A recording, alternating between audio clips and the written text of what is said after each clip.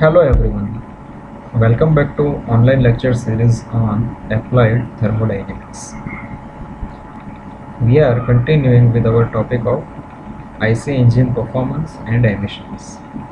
So first of all, we will quickly revise our previous topics. So in our previous lecture, we studied about how we can measure the brake power. We measure the brake power with the help of dynamometers, and they are classified as absorption dynamometers and transmission dynamometers. Here, this is the working principle of a dynamometer, in which the fundamental is that the engine power is dissipated into a heat with frictional resistance. So here there is a rotor and a stator. Both are connected with a coupling force via electrical, hydraulic or magnetic means. And this is the way we obtain the work done per second given by 2 pi r En. The next we discussed was Prony brake.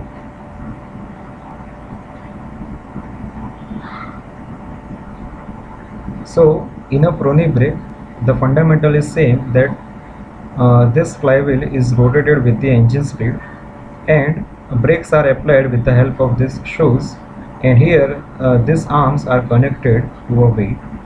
And this is the another view in which wooden blocks are applied to this rotating flywheel.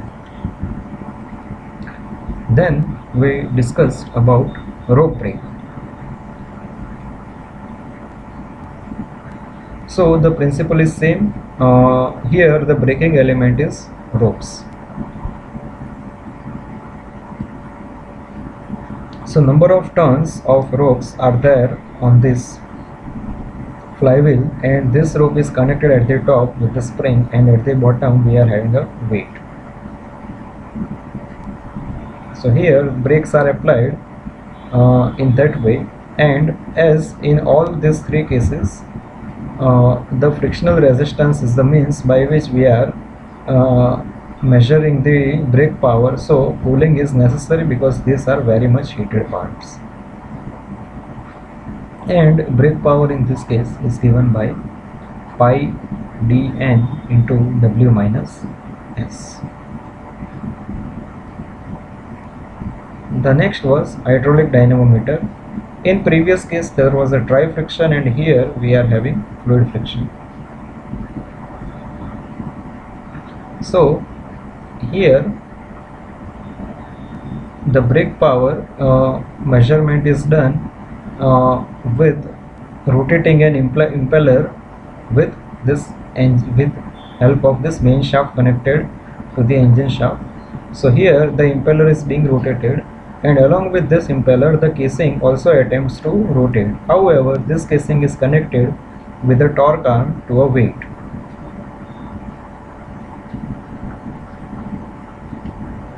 So brake power is measured with the spring balance fitted on the casing.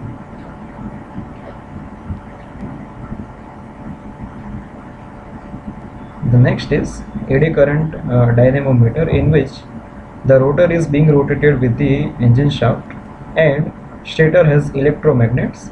So once they are rotated, once the rotor is rotated, the eddy currents are generated, which prevents the motion of the rotor. So eddy currents are dissipated in form of heat. So here also we require some form of cooling. Then the next is fan dynamometer. Here also the fan is being rotated with the help of this engine shaft, and fan resists the motion of this shaft. So here also dissipation is there, but this is not very accurate method for measurement of brake power. Then we discussed about the measurement of friction power. So here this is the Wheelen's line method, in which we extrapolate this curve, and this negative x-axis indicates the friction in torque. Then we discussed about the Morse test, in which is applicable to multi-cylinder engine, in which we cut out one cylinder by short circuiting the spark plug, and the all other cylinders run this cutout cylinder, so the output is measured by keeping the speed constant.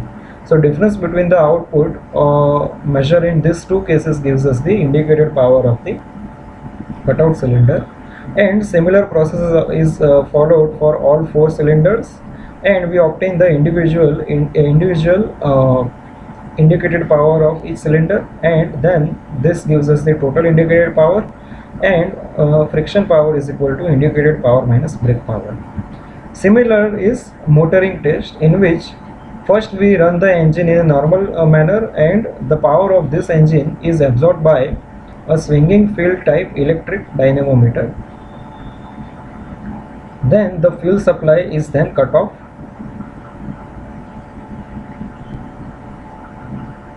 and this dynamometer runs this motors this engine at the same speed at which it was running previously. The power supply to this motor is measured by measure of friction power of the engine. And the next is the difference between IP and BP, that is indicated power, and brake power itself gives us the friction power. Now let's move forward with our new topic today, that is measurement of indicated power, that is IP.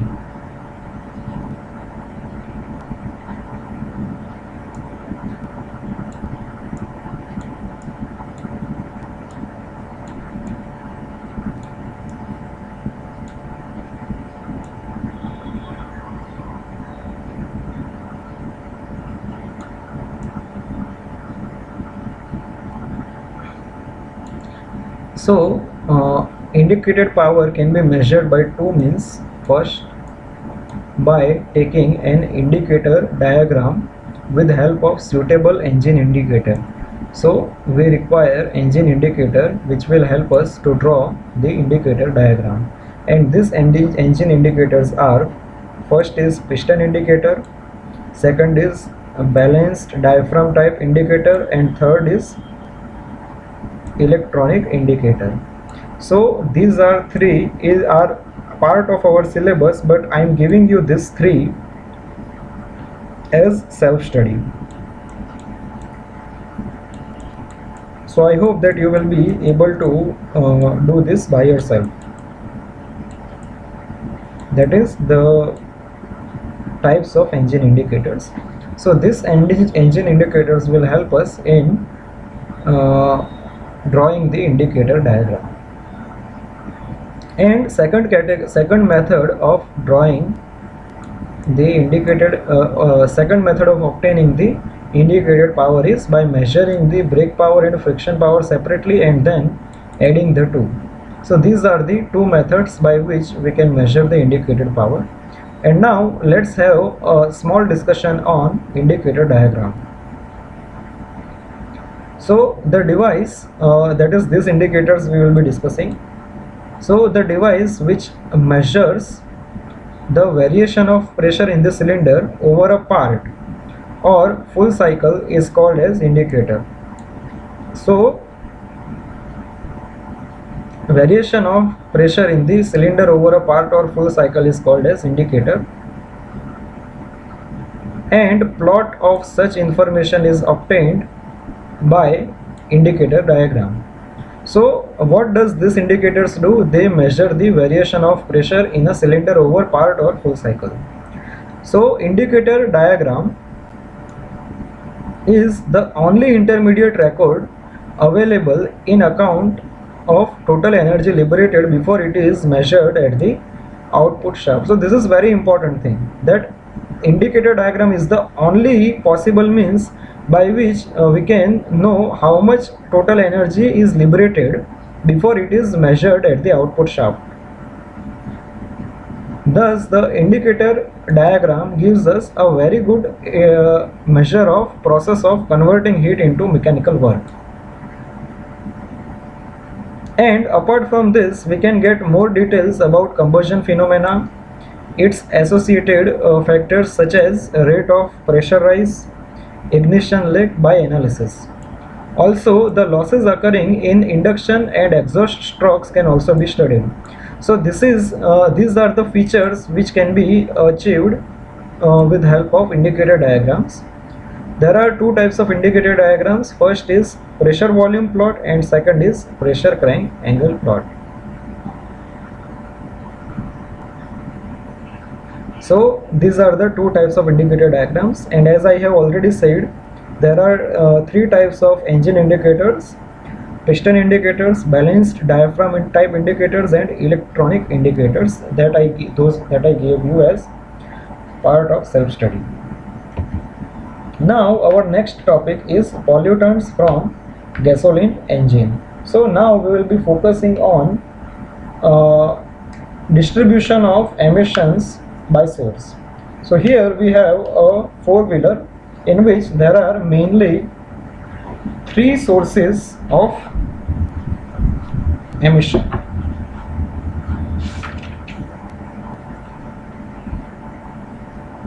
First is evaporative loss.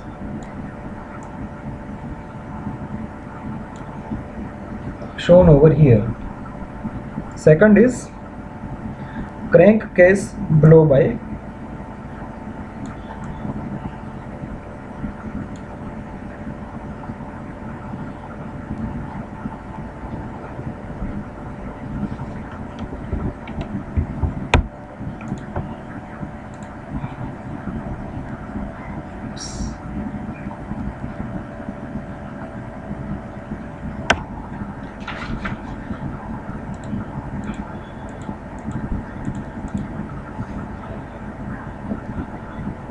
Just wait.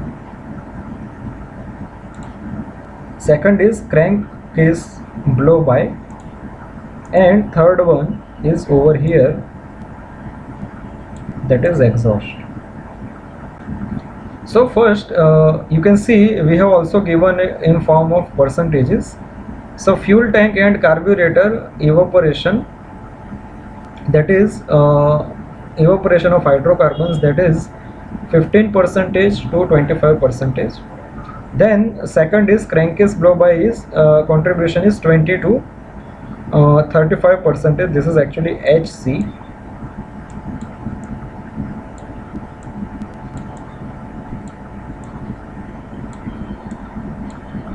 And then we have exhaust, that is 50 to 60%. Now let us discuss all losses one by one. So first let us discuss about fuel tank losses. There are evaporative losses actually. First is evaporative losses. There are two cases: fuel tank loss and second is carburetor loss. So the fuel tank loss is what will be the, if we see in a, if we understand this in a very simple layman language, then fuel tank loss means the evaporation of fuel that happens in the fuel tank. So it occurs by displacement of vapor during filling of petrol tank. So that is the first way, that displacement of vapor during filling of the petrol tank. And second is by vaporization of fuel in the tank. So this vapor form of fuel goes out of the tank through a breathe vent to the atmosphere. So to repeat this part, here there is a displacement of vapor during filling of the petrol tank or by vaporization of fuel in the tank, which will force this vapor through a breather vent into the atmosphere. So there are two situations in the in terms of temperature. That first is when the temperature is low. So when the temperature is low, fuel tanks breathes in the air, so air is taken inside the fuel tank, and when the temperature goes high, it breathes out the air loaded with the petrol vapor. So when the temperature is higher, not only air goes outside, air takes away petrol vapor along with it into the atmosphere. So that is the evaporation loss. And fuel tank losses occur because the tank temperature is increased during the vehicle operation, which causes increase in vapor pressure and thermal expansion of the tank vapor. So that is the case of fuel tank losses. Now second is carburetor losses.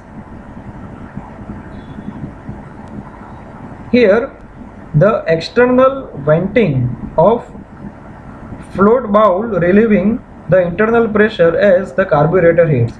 So again the same process is here. The concept is the temperature in carburetor increases, then the external venting of float bowl relieving this internal pressure. Second is hot soak losses. Hot soak losses which occur after the engine has stopped. So once the engine has stopped, these losses occur as a result of evaporation of petrol stored in the bowl, and the loss is being through the vent pipe or through the air cleaner. So that is the carburetor losses. Most of the loss from carburetor occurs due to the direct boiling of the fuel in the carburetor bowl during the hot soak. So this is the major loss, that is boiling, direct boiling of the fuel. The next is crankcase blow-by and exhaust emissions.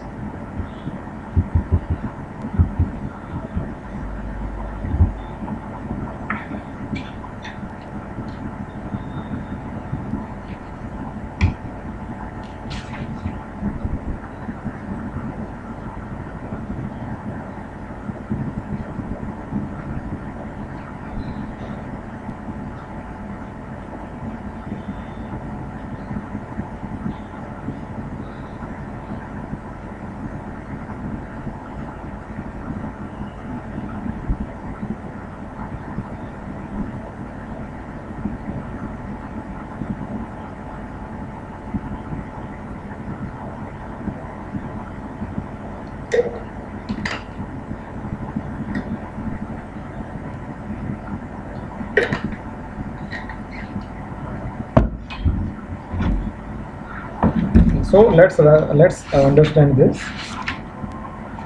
The crankcase blow-by.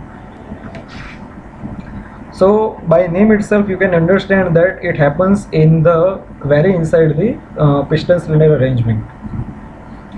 So blow-by is the phenomena of leakage past the piston and piston rings from the cylinder to the crankcase. So there is a leakage past the piston and piston rings from the cylinder to the crankcase, and the blow-by emissions are about 20% of total hydrocarbon emissions from the engine. So that is quite straightforward. Next is exhaust emissions. So these are the major source of automotive emissions.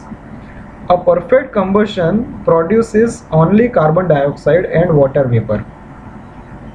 So that is very fundamental thing, that a perfect combustion produces only CO2 and water vapor. However, incomplete combustion generates carbon monoxide, unburnt hydrocarbon and nitrogen oxides. So these are very dangerous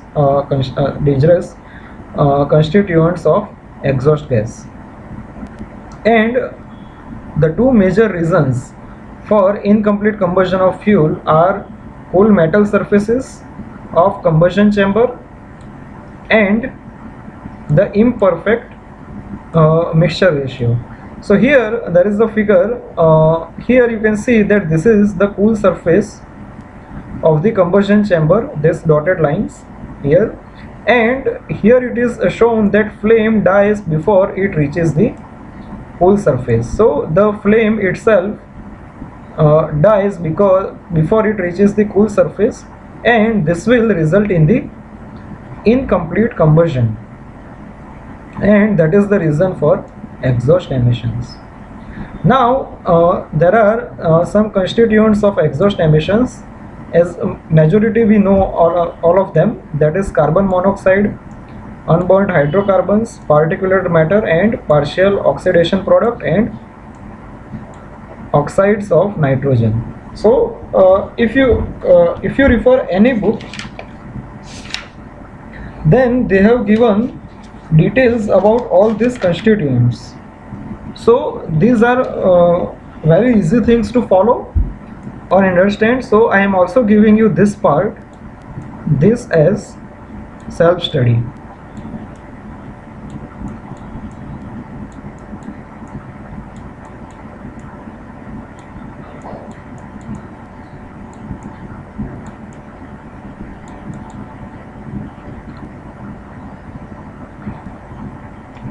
Now let's move forward to the measurement devices, and here we are having gas analyzers. So I am following the Mathur and Sharma book. However, this 5 gas analyzer is not available in this book, and on internet also we are only getting the products like this. So visually it looks like this, in which if you see carefully, here on this meter we can see CO2 percentage, carbon, that is first is carbon dioxide, carbon monoxide, oxygen, hydrocarbon, nitrogen oxide, and lambda values are given. Here time is shown as well as the date is shown with the battery, and this is the probe through which we are measuring the emissions. So this is one of the product, and here it measures CO, Hc, CO2, O2, NOx and lambda. So this is also, you can see very well that it is handheld and portable. It can be used on petrol, gasoline, LPG, CNG, diesel vehicles with fast warm up, and this is the power supply which provides 4 hours of internal battery life. So there is no wired connection for this. So it has multilingual software which is used for pre-compliance testing, vehicle diagnosis and servicing to the manufacturer's specification. So here there are some basic features that I am not going to discuss. You can simply read them, and they are not related to our technical subject point of view.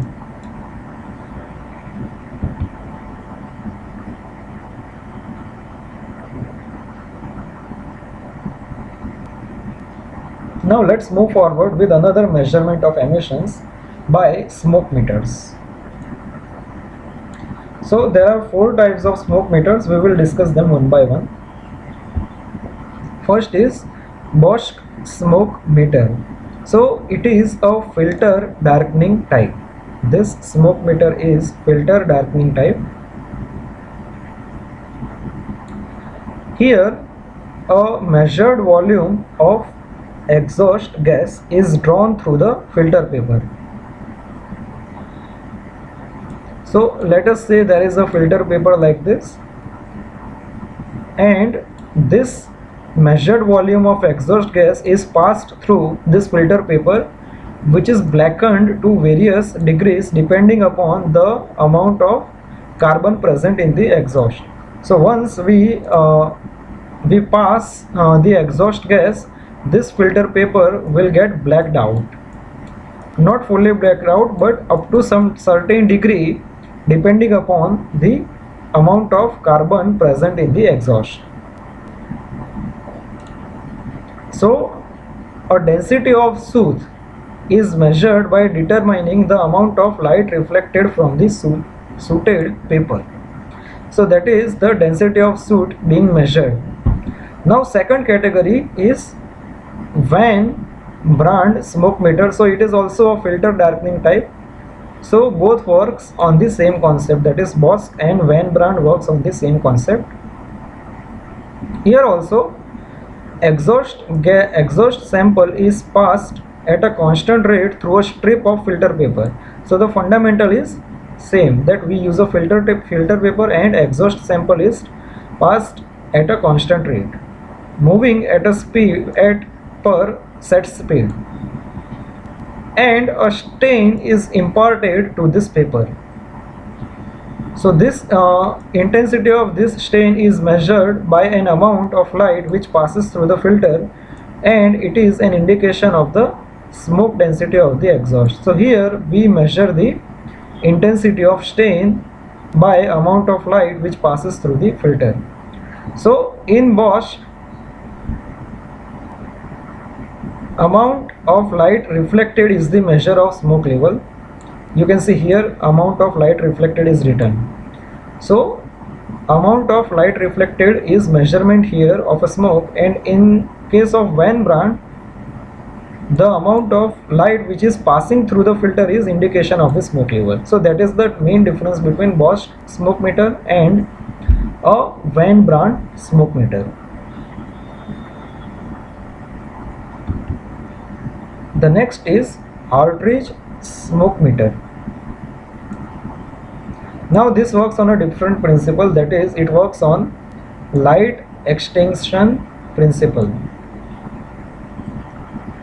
So a continuously taken exhaust sample is passed through a tube which is about 46 centimeter of length. So let us say we are having a tube here and which has a light source at one end. So here let us say we are having a light source, and at another end we are having a photocell or solar cell at the another end.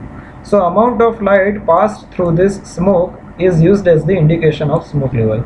So here we are having light source and here we are having the photocell. In between we are having the continuously taken exhaust sample. So the amount of light that passes through this column is used as the indication of smoke level. And this smoke density is defined as the ratio of electrical output from the photocell or solar cell. So here we are getting the output to the, actually here it should be input. Just wait, let me confirm.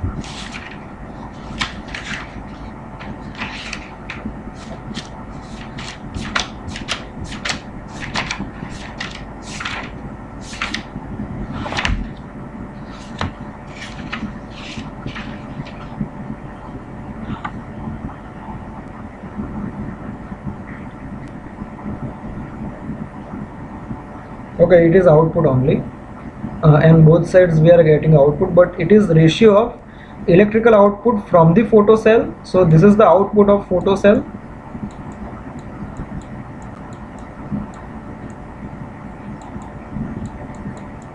and here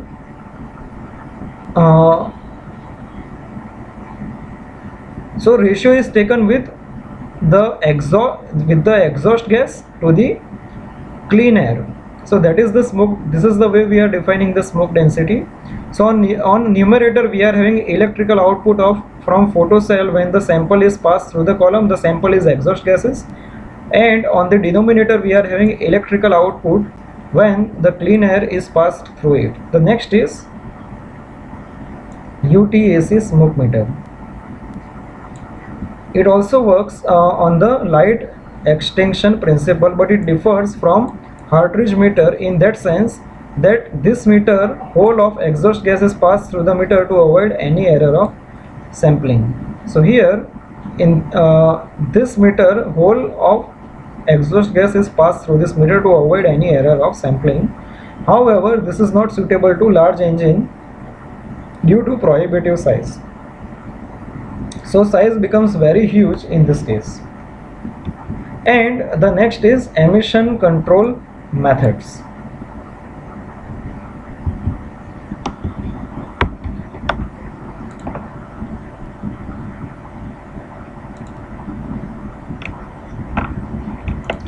And we will be discussing the emission control methods in our next lecture.